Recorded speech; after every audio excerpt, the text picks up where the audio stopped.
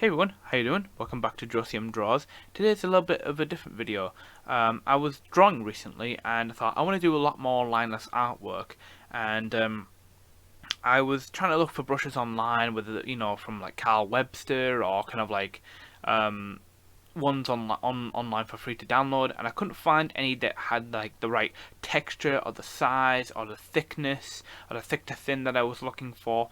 And then I remembered a feature in Photoshop that you can actually do, which is creating your own Photoshop brushes, which is a really powerful feature that I don't think people take advantage enough of. And I thought, wouldn't it be great if I could teach other people in a really kind of relatively quick tutorial on how to create your own Photoshop brushes so you can get like the size, the shape, the texture, the thick to thin that you actually want. Maybe combine it with other brushes.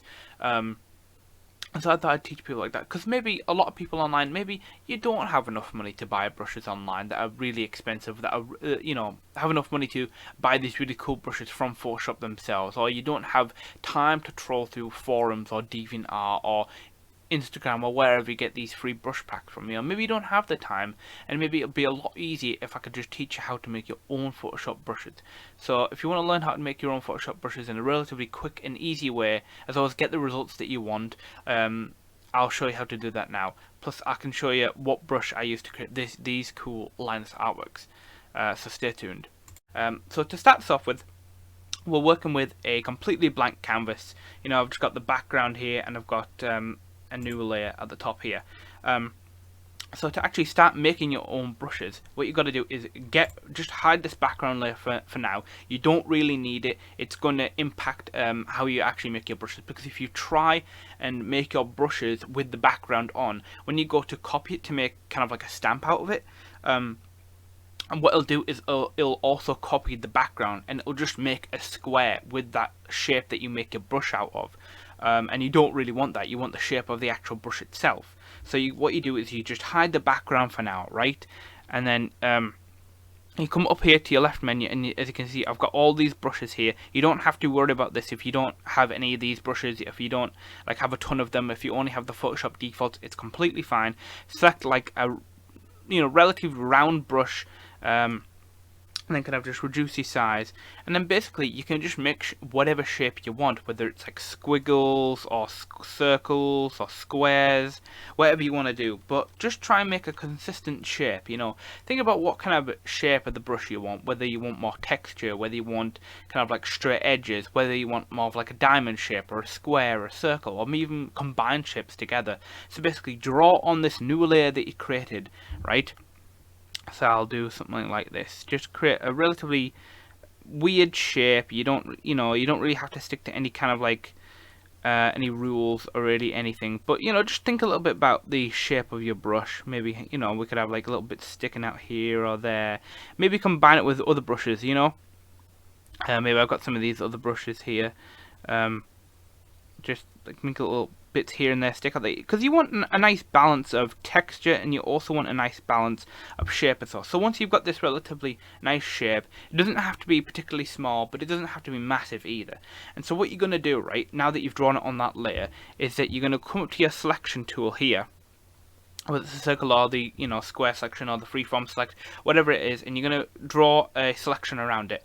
Then what you're going to do is you're going to come up here to edit, and you see where you've got all these options. You're going to click define brush preset, not define pattern, define brush preset. Remember, define brush preset. You click on that, and it's going to ask you what the name of your brush is, so you can name your brush whatever you want to name it. I don't usually really name brushes, because all the ones I have all just go to the bottom of where I select all my brushes, and that's where I know what they are. So I'll just click OK, and then you can just kind of just delete that shape because you don't really need it anymore. Now bring back your background layer so you can actually draw and see what you're doing, right? And still on that layer, and then you're going to come to your selection where all your brushes are, and then it should be at the very bottom. So if I just scroll to the very bottom here, and you can see it right there. Here, I've got our brush here, right? Looks pretty cool, right? When I draw with it, that's the brush that you've just made, but there's more you can do with it, right? So what you're going to do is come all the way up to your left here, and you see this little symbol over here. It's called Toggle the Brush Panel. You're basically going to click that, and it's going to bring up this little menu here. And this gives you a whole world of options of what you can do with this brush you've literally just made.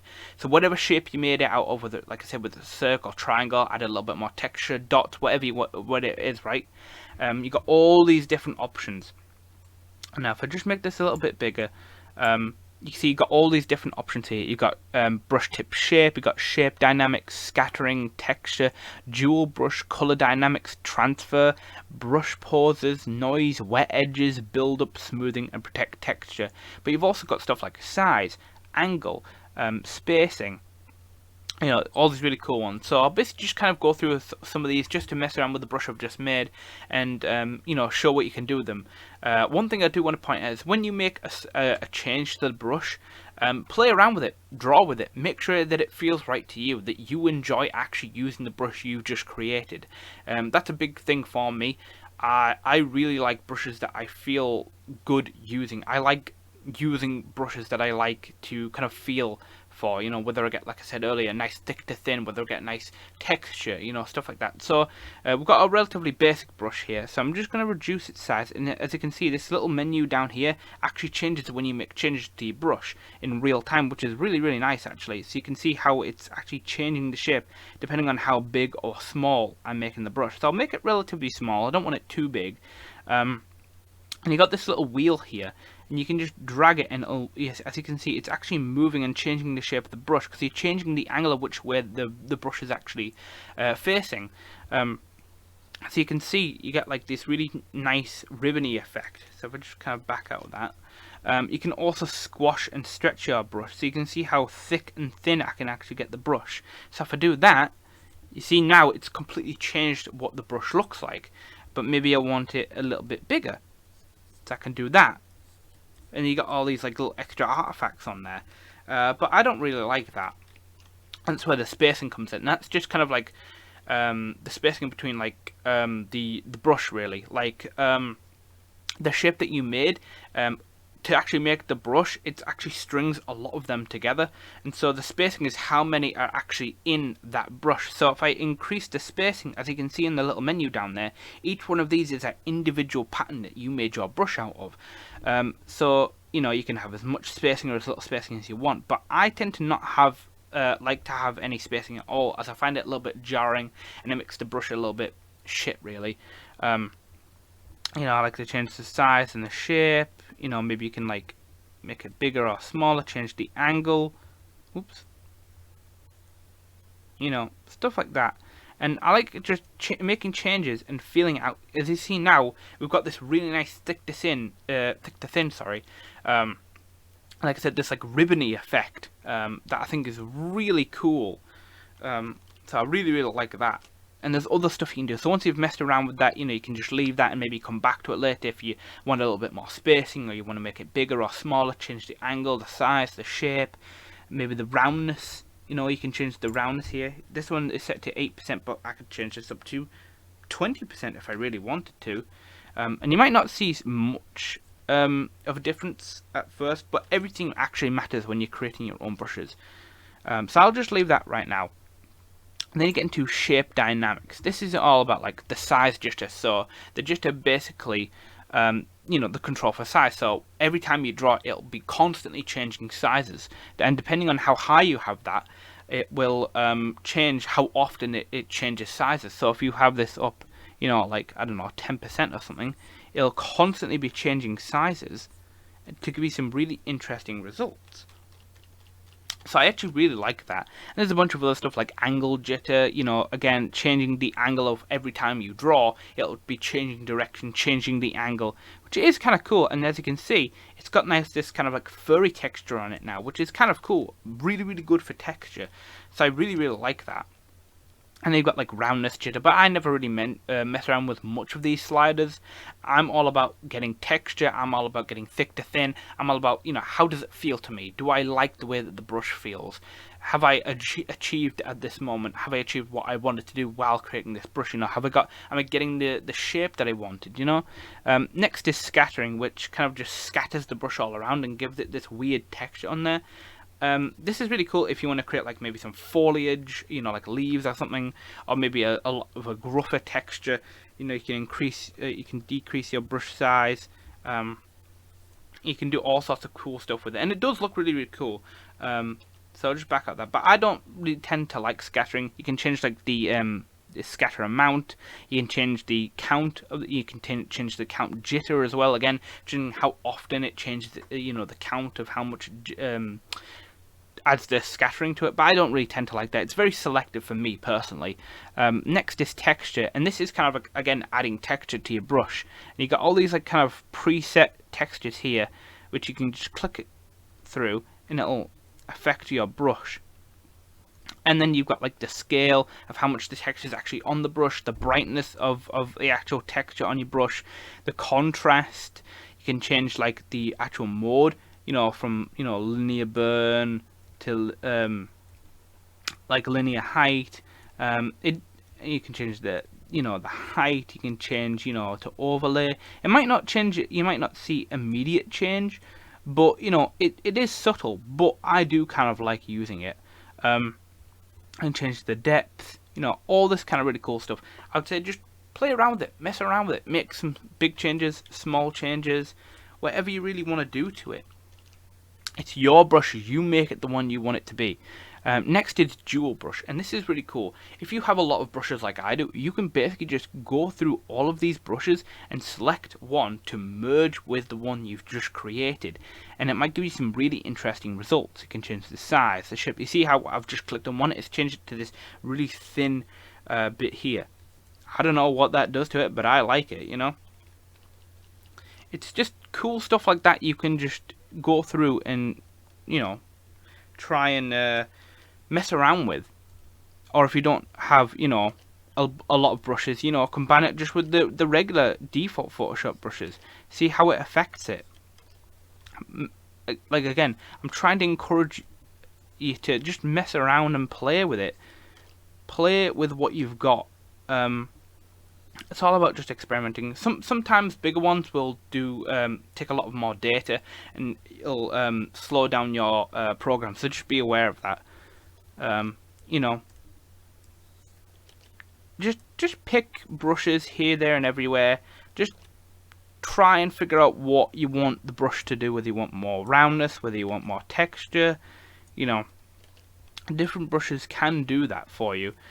You know, I spent hours trying to, you know, go through this, and I mess around with stuff a lot. Some brushes have way more texture, some brushes have more roundness, some brushes have, you know, a certain shape or a certain size to them. You just gotta mess around with it, really. You know, just pick one, and then you can like mess around with some stuff.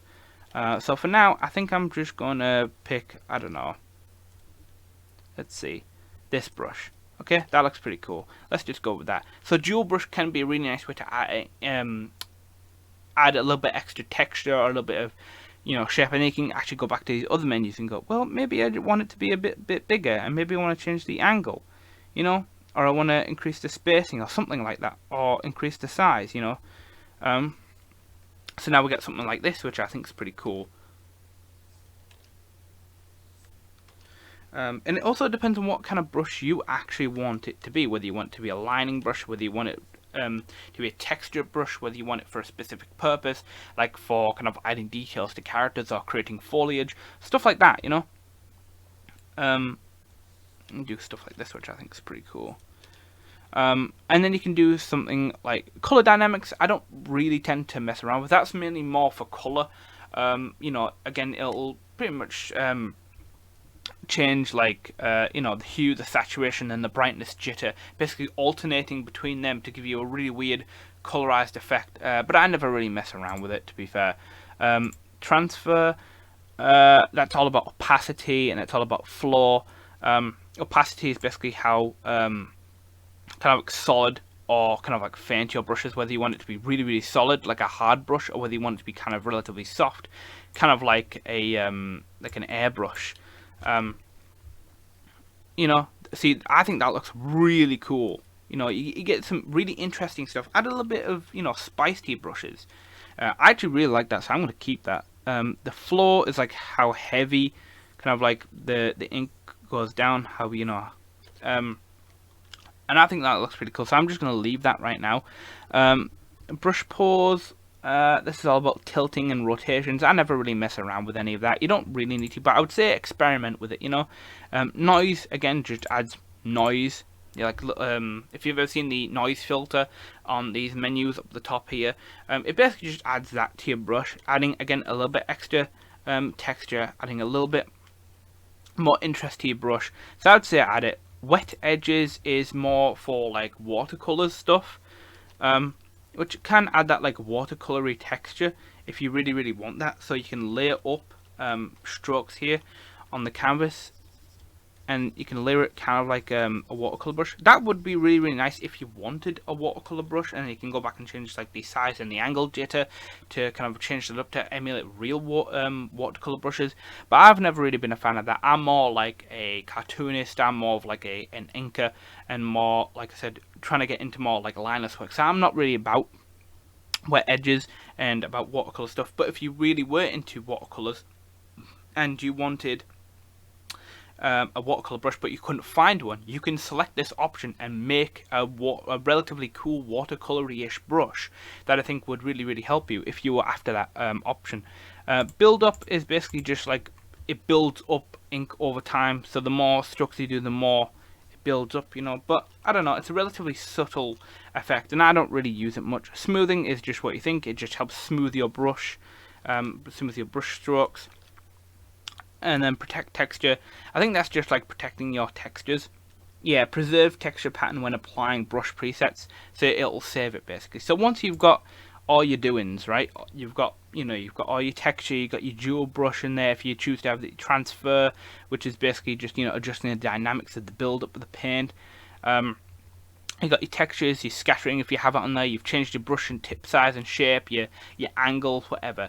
Basically you come down here to this option down here, where it'll basically ask you to save your brush, and you can name your brush whatever you want to name it, and you just click OK, and then you can come out of this menu by clicking these little arrows here, and you go back up to your brush menu, which is at the left, and it'll be down here, your new one here. You can delete the old one that you had, the one that you initially had that hasn't got any textures or any kind of like the size or angle jitter or whatever, and you left click, and instead of rename brush you click delete brush, and it'll ask you if you really want to delete it, and you go yep, okay, and then you're just left with this new cool Fandangle brush that you beautiful people have just made. And I think that looks really cool. It's got kind of like a really cool calligraphy brush effect, it's got all this like wet edges and build up on there, which I think looks really cool. It's got some texture in there, and it just makes it really more interesting. So instead of just having flat black line work, you can have really nice gritty textured line work, and that's your brush. You've just created that brush. It's a brush that you own, that you created for free, that you can do in Photoshop right now. So that's that brush that I've just used. So I might actually keep that one. But there's a bunch of other brushes that I've made in the last few days. So I just want to show you some of them actually. So I'll just select this one. I really like this one as it's got like all these like knobbly bits on it, and I think it's really cool. If you follow me on Twitter, you'll see my latest Ash and Go illustration, and I inked that actually with this brush. There's this one down here, which is kind of similar, except it's just got some slight differences to it. Then we've got this one, which I like. You see, this one is the one I've used to create these illustrations here. If I zoom in, really, if you can see on his arms, it's got all these little artifacts here, and it is caused by this brush. Both of these illustrations I've done with just this brush. I find it works really well on its own. It's got a lot of texture, it's got a lot of artifacts on there that come with it. It's gritty, it's got texture there, it's got great thick to thin. It's really great for stylized, body proportions, adding a little bit more texture, adding a little more grit to your illustrations. You can get great thick to thin. If I combine it with Lazy Nezumi, which if I just bring up the menu here, which is an absolutely fantastic tool, I cannot preface how amazing Lazy Nezumi is.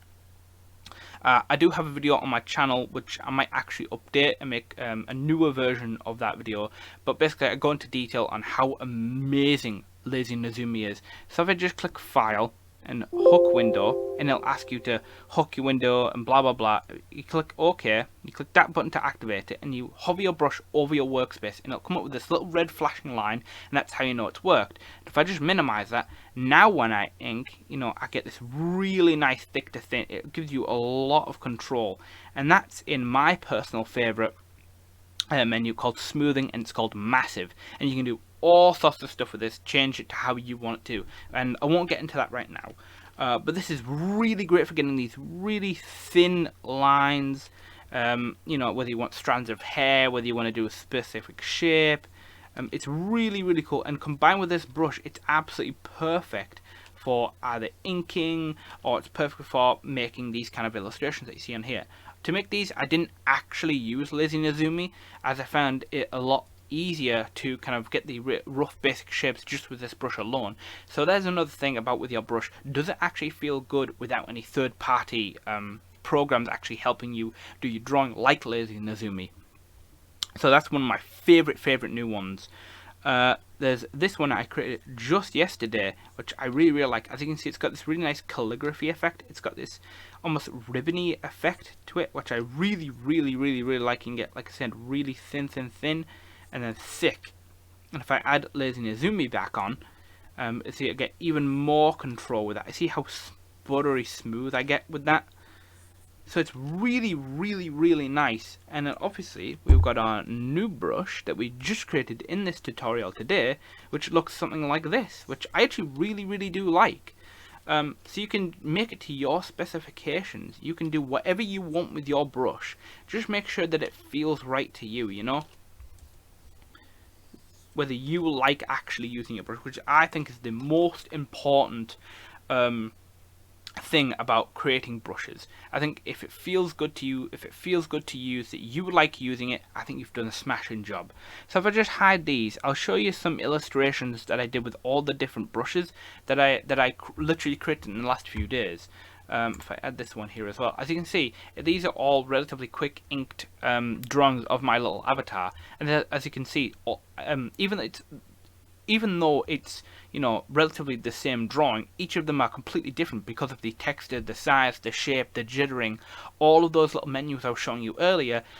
They all produce widely different results. So as you can see, this first one is really nice, thick to thin. You got some texture there. I think it looks really nice. I can get a nice contrast of thick to thin, and I think it's just a really nice shape to work with. This next one, again, is the one I showed you just earlier, a few seconds ago. It's got all like these little bits here. I find it adds a little bit more realism, like you're using a real brush, It's a little bit chaotic, and it's a little unwieldy to control, especially adding like Lazy Nezumi on there as well. But I really like using it. The next one here is the one that I mainly use to ink the Ash and Go illustration with, and I really like how it's got this like really rough texture on it. Again, I know I've said this a lot in this video, but I really like adding texture to my line art. I don't just like having flat black line art unless it has something else to do with it, like maybe some size or angle jitter that makes it a bit more interesting to look at. Because when you want people looking at your artwork, you want them to be intrigued by it. You want them to say, hey, that looks pretty cool, right? They want to look at it. You want them to look at it for a long time, and if they like your line art, they'll say, hey, what kind of brush is that, and you'll say, oh, well, I made it. That's a big advantage of it, and I really like this one. And then this one down here is one I made just yesterday, and I think it looks really cool. As you can see, it's a lot different from the rest of the ones here. It's got like this really thick edge, but then it kind of like almost curves, and it creates like, again, like this ribbony effect, and I really like the way that looks. So it's way better for like maybe if you've ever used like those Inca brushes, not quite fine tips, but like the ones that have the brush ends. It's kind of like emulating that with a little bit of texture in there, and so I really like that one. And you can do a ton of this stuff with it. You can draw with it, you can write with them. I think it's pretty cool. So just experiment, create your own brushes, create multiple of them, combine it with other brushes that you've created, or combine it with the Photoshop brushes that are already in the default. Do stuff like that, and I think you'll all really enjoy doing it. So that's my really quick brief tutorial on how you can create your own Photoshop brushes, relatively quick and easy, and most importantly, free. So if you did like this video, don't forget to like, comment, subscribe, share it with all your friends, and thank you for watching, and I'll see you guys next time. Bye! Hey there, thanks for watching. If you like what you see, don't forget to like, comment, subscribe, and share my work around. I'll see you next time.